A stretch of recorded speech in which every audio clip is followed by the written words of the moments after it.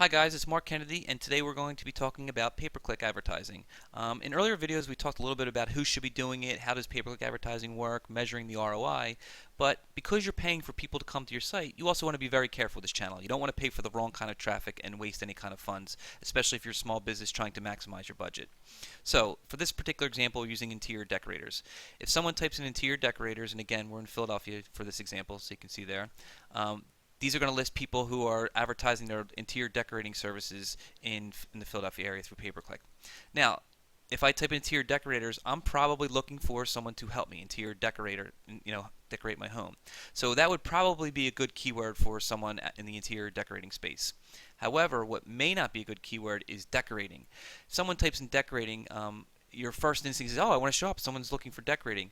They could be looking for tips. They could be looking for a magazine. They might even be looking to join a school and things like that. So there's definitely keywords you want to target, like the ER words or services or companies. But sometimes those broad words you want to avoid. You don't want to get a lot of traffic coming to your site that's not going to convert in leads or is targeting the wrong kind of person. So someone who types in decorating or even home decorating might not be the best. Again, these are always subject to testing and to finding out. But you have to be very, very careful with keyword selection. You'd rather err on the way on the side of getting less traffic and more target than getting a lot of traffic for a broad term and getting less return on your dollar. So again, when you're building out your keyword list and doing your keyword research, look for those keywords that you think are going to people looking directly for your services.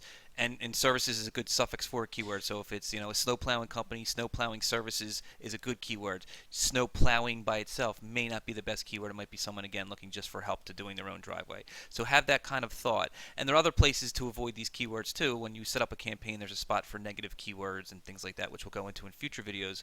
But again, it's not always about traffic. It's more about quality versus quantity. So as you decide when you're going to do this channel and how you're going to do the research for it, please have that one thought in mind: quality versus quantity, and you'll go a long way. One other thing important to avoid when you're setting up a Google campaign or just making sure that your campaign is set up correctly is, by default, Google will have you set up to target the United States. Well, if you're an interior decorator in Philadelphia, you don't want to target the United States. You don't want people from Los Angeles clicking on your ads. So again, you want to think of what are the best areas that I want to target.